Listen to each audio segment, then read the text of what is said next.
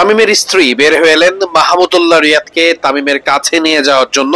আপনারা দেখতে পাচ্ছেন সেই দৃশ্য, এবং তামিম ইকবালের কাছে একেবারে সাথে সবসময় আছেন তার স্ত্রী আয়েশা।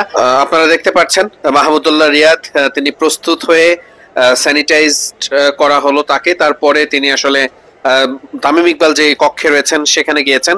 আপনারা দেখতে পাচ্ছেন মুশফিকুর রহিম, মাহমুদুল্লাহ রিয়াদকে একটু আগে দেখেছেন, তারা কিন্তু আসলে ম্যাচ শেষ করা মাত্রই দ্রুতই সেই হসপিটালে চলে এসেছেন। সাভারের যে হাসপাতালে তামিম ইকবাল চিকিৎসাধীন অবস্থায় আছেন। মোহামেডানের ম্যাচ শেষ করার পরপরই তারা একটু দেরি করেননি, যত দ্রুত সম্ভব সতীর্থ তামিম ইকবাল খানকে দেখতে ছুটে চলে আসেন মাহমুদুল্লাহ রিয়াদ এবং মুশফিকুর রহিম। খুব স্বাভাবিকভাবেই গণমাধ্যম কর্মীদের ভিড় তো থাকছেই, সারা বিশ্বের চোখ এখন তামিম ইকবালের দিকে। আমরা দেখেছি লাসিথ মালিঙ্গা, কলকাতা নাইট রাইডার্স, মনোজ তিওয়ারি থেকে শুরু করে সারা বিশ্ব মিডিয়া এবং সারা বিশ্বের যারা ক্রিকেটার রয়েছেন সবাই যে যার মতো সোশ্যাল মিডিয়ায় পোস্ট করছেন। অনেকেই তামিম ইকবালের জন্য দোয়া চেয়েছেন।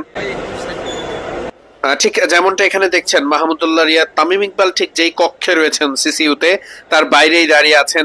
সেখানে দাঁড়িয়ে থাকা চিকিৎসক বোর্ডের, মেডিকেল বোর্ডের যারা রয়েছেন তাদের সঙ্গে নিয়মিত কথা বলছেন, খোঁজ খবর নিচ্ছেন। এবং এরপর তামিম ইকবাল খানের স্ত্রী আসলে তিনি ভেতরে ছিলেন এবং আয়েশা, এবং তাকে জানানো হয় যে মাহমুদুল্লাহ রিয়াদ, মুশফিকুর রহিম তারা বাইরে অপেক্ষায় আছেন, তামিম ইকবালের খোঁজ খবর নিতে এসেছেন। এবং দরজার বাইরে থাকা অবস্থায় তামিম ইকবালের স্ত্রী আসলে তাদেরকে নিতে আসেন।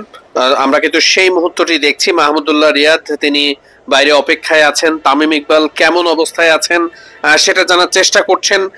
তামিম ইকবালের জন্য মুশফিকুর রহিম, মাহমুদুল্লাহ রিয়াদ তারা চলে এসেছেন হসপিটালে প্রাঙ্গণে।